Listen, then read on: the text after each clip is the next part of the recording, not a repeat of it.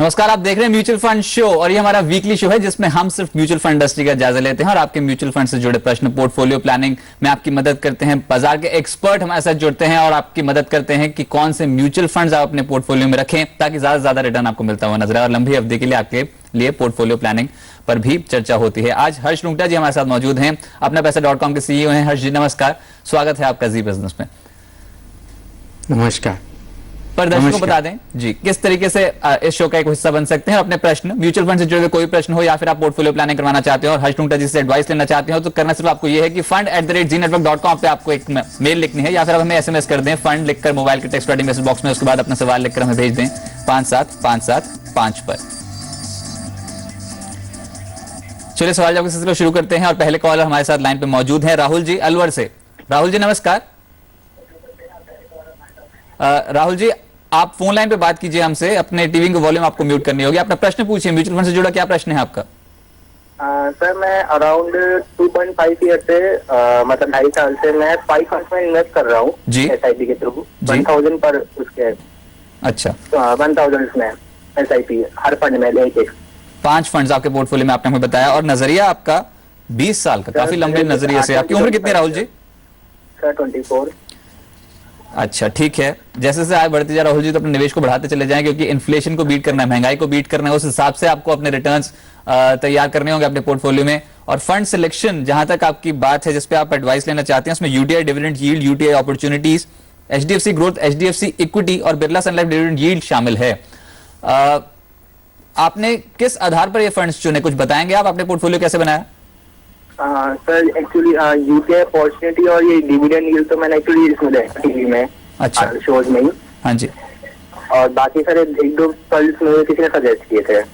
अच्छा चलिए ठीक है, आपको बताते हैं कि पांचों फंड्स कैसे हैं। रुंगटा साहब जो आपके पास पोर्टफोलियो भेजा गया था, क्या लगता है 20 साल के नजरिए से ठीक है या फिर कुछ फंड्स जो इनके पोर्टफोलियो से निकालकर कुछ बेहतर फंड्स आप ऐड करना चाहें? 5 फंड्स हैं, 5000 रुपए लगा रहे हैं हर महीने, ये क्या ठीक अप्रोच है?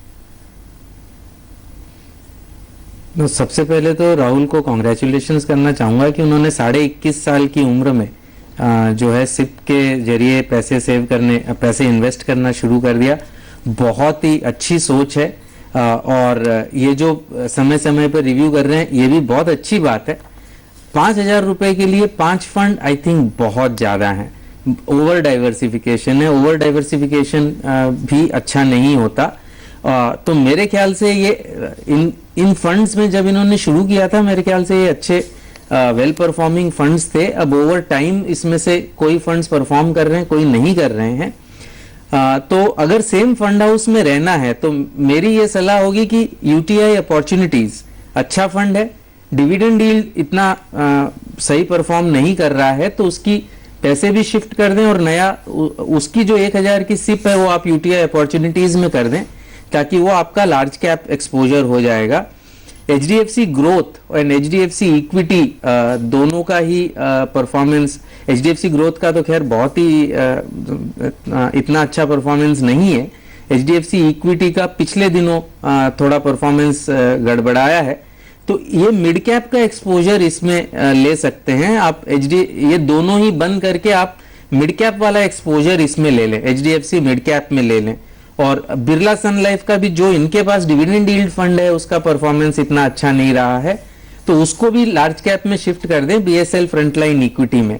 यानी आपका हो गया यूटीआई अपॉर्चुनिटीज लार्ज कैप 2000 रुपए, HDFC मिड कैप 2000 रुपए आपका मिड कैप हो गया और BSL फ्रंटलाइन में 1000 कर दें तो 60-40 आपका डिवीजन हो गया। ओवरऑल भी देखें थोड़ा इस उम्र में ऑफ कोर्स और 20 साल का नजरिया है तो इक्विटी बहुत अच्छी बात है, लेकिन एक ओवरऑल एसेट एलोकेशन भी देखें, थोड़ा सा गोल्ड और डेट भी देखें तो उसके लिए थोड़ी और प्रॉपर प्लानिंग कर सकते हैं। चलिए गोल्ड और डेट देखें, पर क्योंकि उम्र कम है तो जो फंड्स रीशफल किए गए हैं, इनफैक्ट 3 ही फंड्स आपके पोर्टफोलियो में रखे गए हैं और जो फंड्स हैं उसमें UTI opportunities, HDFC mid cap opportunities और बिरला सन लाइफ फ्रंटलाइन इक्विटी, इन तीनों ही फंड्स को अगर आप कंटिन्यू करेंगे और 5000 रुपए इनमें एलोकेट करेंगे तो ज्यादा बेहतर रिटर्न मिल सकते हैं। और ओवरऑल जो पोर्टफोलियो कॉम्पोजिशन है उसके हिसाब से अगर 12% सालाना रिटर्न भी मिल गया, 20 साल में 50 लाख की राशि जुटेगी। मैं उसी हिसाब से कह रहा हूं कि 50 लाख की राशि उस समय के लिए पर्याप्त नहीं होगी। जैसे जैसे आय बढ़ती जाए निवेश जरूर बढ़ाते चलें उससे फायदा जरूर होता हुआ नजर आएगा। चलिए इसी बीच हमारे साथ अगले व्यूअर जुड़े हैं, संजीव जी अगरतला से लाइन पे हैं। संजीव जी नमस्कार जी, अपना सवाल पूछिए, क्या पूछना चाहते हैं? संजीव जी मेरी आवाज आपको आ रही है? तो आपने प्रश्न रिलायंस डाइवर्सिफाइड पावर पे भेजा है हमें। मैंने Reliance diversified power sector fund में जी 8 लाख रुपया डाला हुआ है, इन्वेस्ट किया हुआ है at the rate of 58 per unit. अभी उसका भाव चल रहा है 47। अभी मुझे पैसे की सख्त जरूरत है। जी जी, तो ये जो आपने निवेश किया था ये क्या लंबी अवधि के लिए किया है डाइवर्सिफाइड पावर फंड में? नहीं, लंबी अवधि के लिए नहीं किया था, शॉर्ट टर्म के लिए लिया हुआ था। अच्छा, तो फिर तो आपको नजरिया पहले तो आपको यही बता दें कि अगर इक्विटी फंड में निवेश करते हैं तो शॉर्ट टर्म के नजरिए से ट्रेडिंग अपॉर्चुनिटी ढूंढते हुए तो बिल्कुल ही निवेश नहीं किया। आपने निवेश करा है यहाँ पर 58-55 के लेवल्स पे मेरे ख्याल से, और अब लेवल हो गया है 46.5 NAV का, तो काफी घाटा तो ऑलरेडी आपको हो चुका है। पर हर्ष जी अब ये क्या करें, क्या कुछ गुंजाइश है कि यहाँ पर कोई बाउंस देखने को मिलेगा NAV में और उनको निकलने की एक बेहतर अपॉर्चुनिटी मिलती हुई नजर आएगी? क्योंकि अब जब चुनावी माहौल के बीच में हम उतरे हैं तो वैसे ही पावर सेक्टर परफॉर्म नहीं कर रहा था, और अब पिछले अगले इनका शॉर्ट टर्म जो नजरिया है तो 3-4 महीने तो वैसे ही अब इस सेक्टर से अगर शेयर मार्केट का व्यू रखें तो वो तो वैसे ही इस सेक्टर से दूर रहने का ही अप्रोच रखेंगे ट्रेडर्स। तो क्या करें? रिलायंस डाइवर्सिफाइड पावर में इस समय रकम फंस गई है, इनको कोई बेहतर फंड बता सकते हैं आप? संजीव जी एक सवाल मुझे आपसे पूछना है कि अब अगर आपके पास आप कह रहे हैं कि आपके पास 3-4 महीने में ये पैसे चाहिएंगे आपको, तो अगर आज आपके पास 7 लाख रुपए होते तो उसको आप रिलायंस डाइवर्सिफाइड पावर में लगाते क्या? बिल्कुल नहीं लगाता है, क्योंकि मेरा जो एक्सपीरियंस हुआ है वो मैं बिल्कुल नहीं लगाता। अगर आज आप लगाने तैयार नहीं है तो ये डिसीजन आप ले रहे हैं, क्योंकि आज आप 7 लाख रुपए भुना सकते हैं इसका, और आपको 3-4 महीने में जरूरत पड़ेगी तो उसका एक्सपोजर हो सकता है पावर सेक्टर बाउंस बैक कर जाए, मैं नहीं बता सकता, न भी करे, ज्यादातर चांस ये है कि न करे। लेकिन आपने कितने पैसे दिए उससे मार्केट को कोई लेना देना नहीं है। आज आपका डिसीजन ये है कि मैं 7 लाख रुपए डाइवर्सिफाइड पावर में लगा रहा हूं इस होप से कि 3-4 महीने में ये बेटर हो जाएगा। 3-4 महीने में अगर पैसे चाहिए हैं तो इक्विटी में से निकाल लीजिए पैसे और उसको तुरंत एक अल्ट्रा शॉर्ट टर्म फंड में डाल दीजिए, क्योंकि इक्विटी में रिस्क लेना अगर 3-4 महीने में आपको पैसे चाहिए हैं तो बिल्कुल भी एडवाइजेबल नहीं है, चाहे उसका प्रोस्पेक्ट कितना भी अच्छा हो। अभी फिलहाल तो प्रोस्पेक्ट अच्छा नहीं है। ये अवर्शन टू लॉस जो होता है कि मेरे पैसे लग गए मुझे वापस मिलने चाहिए, ये मेरे ख्याल से पहली गलती आपने करी कि आपको 1 साल का ही नजरिया था फिर भी आपने इक्विटी फंड्स में लगा दिया। तो ये ट्रेडिंग अपॉर्चुनिटी इक्विटी फंड्स में मिलना बहुत ही मुश्किल है। ट्रेडिंग अपॉर्चुनिटी आप मार्केट में लीजिए और एक अलग रूप में लीजिए, इसमें आप न लीजिए। इसमें अगर आपको पैसे की जरूरत है तो आप तुरंत निकाल के इसको अल्ट्रा शॉर्ट टर्म फंड में डाल सकते हैं। रिलायंस मनी मैनेजर है अगर सेम फंड हाउस में आपको रहना है, वरना और भी कई अल्ट्रा शॉर्ट टर्म फंड्स हैं। अब अपनी जरूरत पे ध्यान दीजिए। आज नहीं बेचने से आप इसेंशियली फ्रेश इन्वेस्टमेंट कर रहे हैं रिलायंस डाइवर्सिफाइड पावर में। चलिए ठीक है, यानी कहीं ना कहीं एग्जिट करने की ही सलाह है, और अगर आप अपनी अगर रकम है तो उसको अल्ट्रा शॉर्ट टर्म फंड में पार्क कर दें, वो ज्यादा बेहतर है आपके लिए, क्योंकि नेगेटिव रिटर्न्स तो वैसे ही ठीक नहीं है आपके पोर्टफोलियो के लिए। और रिलायंस मनी मैनेजर हालांकि डेट फंड है पर कम से कम 9.5% का रिटर्न तो दे रहा है 1 साल पे, तो आप इस फंड पे नजर रख के चल सकते हैं। इक्विटी फंड छोटी अवधि के लिए बिल्कुल भी अप्रोच ठीक नहीं है। अगर छोटी अवधि के लिए निवेश करना है तो अल्ट्रा शॉर्ट टर्म फंड जैसे कि रिलायंस मनी मैनेजर में आप रकम पार्क कर सकते हैं। एक छोटे से ब्रेक के लिए रुकते हैं, ब्रेक के बाद संजय जी से बात करेंगे, हमारे साथ लाइन पे मौजूद हैं, उनका प्रश्न उठाएंगे एक छोटे से ब्रेक के बाद।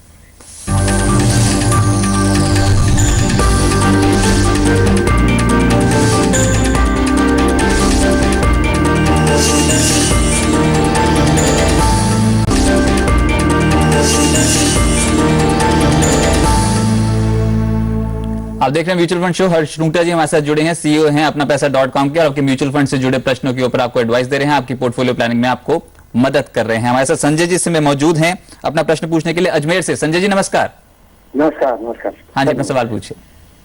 हाँ सर, मैं पूछा था, मेरा SBI फंड है, इसमें ग्रोथ प्लान में डायरेक्ट प्लान है जो ग्रोथ ऑप्शन में, और मैं 1000 रुपए महीने की ट्रिप है SIP।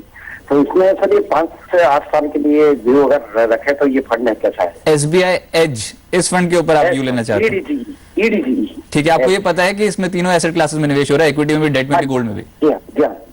चलिए ठीक है, तो आपने इन्फॉर्म डिसीजन लिया, आपको पता था आप किस फंड में पैसा लगा रहे हैं, ये काफी अच्छी बात है कि आपको पता है कि आपने निवेश कहां पर कर रखा है। तो हर्ष जी, यहाँ पर तीनों ही एसेट क्लासेस अगर एक ही फंड में मिल जाएं तो बेहतर होगा, पर अगर रिटर्न्स देखें तो लगभग 5.5% का रिटर्न 3 साल में हर साल मिलता हुआ नजर आया है, 5 साल में देखिए तो 4.5% का रिटर्न हर साल इस फंड से मिलता हुआ नजर आया। परफॉर्मेंस इतनी ठीक नहीं है, हालांकि और जो दूसरे फंड्स हैं उनमें रिटर्न्स काफी बेहतर थे, पर अब क्या करें, SBI एज में अगर पोजीशन ले ली है और तो नजरिया 5 से 8 साल का है।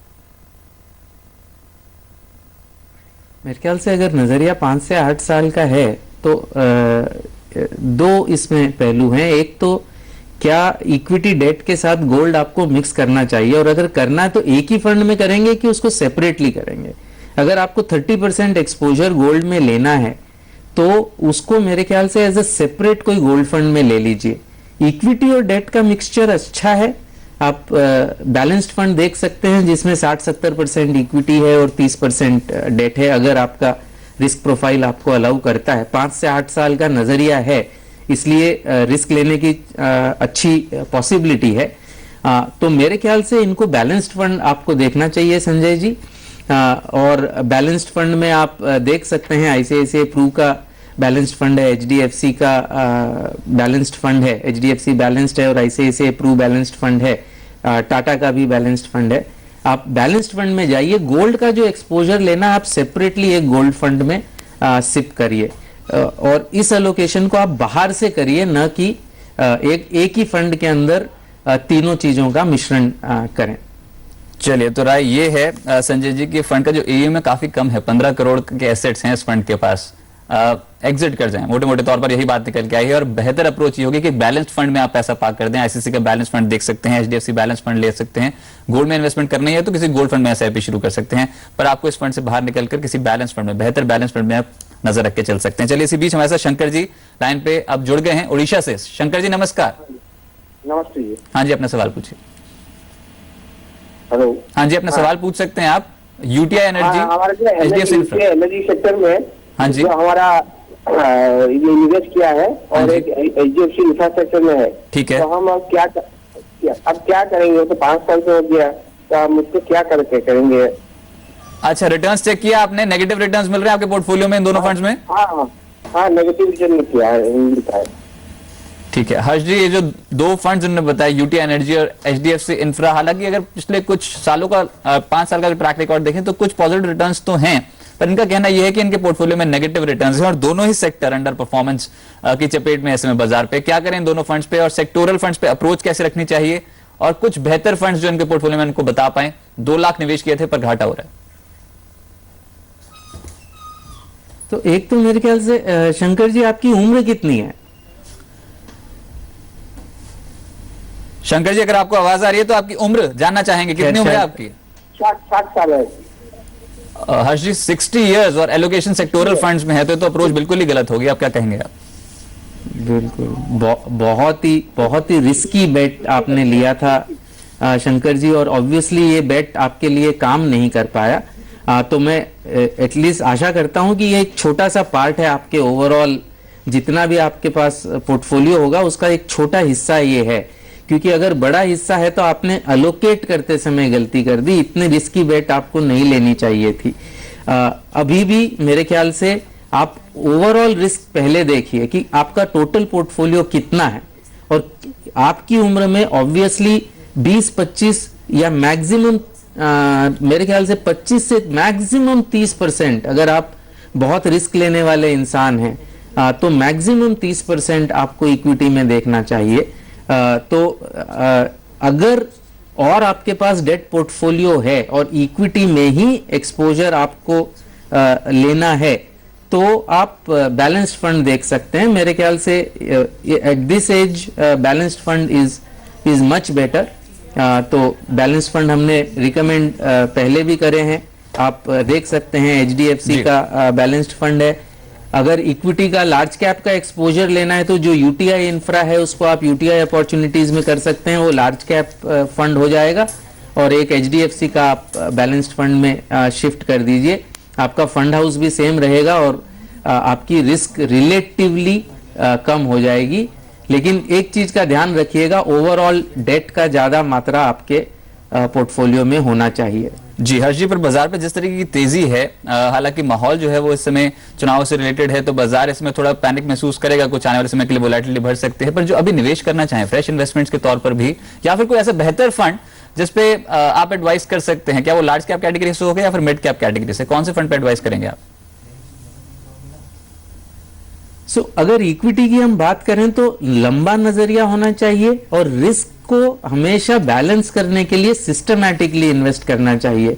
बाजार तो ऊपर नीचे शॉर्ट टर्म में होते रहेगा, चुनाव आएंगे और कोई दिक्कत आएगी, कुछ ना कुछ प्रॉब्लम्स होती रहेंगी, लेकिन ऑन द लॉन्ग टर्म अगर आपने 10 साल तक कंटिन्यूअसली सिस्टमैटिक अच्छे फंड में इन्वेस्ट किया है तो आपको डबल डिजिट रिटर्न कम से कम मिला है। तो मेरे ख्याल से डिपेंडिंग ऑन रिस्क प्रोफाइल, अगर 10 साल का नजरिया है तो सिस्टमैटिकली हर मंथली सिप के जरिए आप लार्ज कैप फंड में कर सकते हैं। और अगर लार्ज कैप फंड की मैं बात करूं तो आप ICICI Pru focused blue chip देख सकते हैं अगर एक ही फंड आपको करना हो तो। लेकिन ये ध्यान रखिएगा कि मंथली सिप एंड 10 साल का नजरिया, कम से कम 10 साल का नजरिया रखें। पर जो फंड बताया गया वो ICICI फोकस ब्लू चिप है, फ्रेश इन्वेस्टमेंट्स करनी हो लंबी अवधि के लिए करें, SIP के जरिए निवेश करें, हर महीने सिस्टमैटिकली इन्वेस्टमेंट करें और रिटर्न्स देखिए आप 5 साल में हर साल औसत यहाँ पर जो रिटर्न है कंपाउंड एनुअल ग्रोथ रेट की बात कर रहा हूँ 25% है इस फंड की, तो जोरदार रिटर्न्स मिले हैं। ICICI फोकस ब्लू चिप पे आप नजर रख के चल सकते हैं। हर जी बहुत बहुत शुक्रिया आपका हमारे साथ जुड़ने के लिए और म्यूचुअल फंड्स पे चर्चा करने के लिए, साथ ही साथ पोर्टफोलियो प्लानिंग पे मदद करने के लिए बहुत बहुत शुक्रिया दर्शकों का। चलिए फिलहाल इस शो से बस इतना ही, एक छोटे से ब्रेक के लिए रुकते हैं। आप देखते रहिए जी बिजनेस, आपका फायदा। नमस्कार।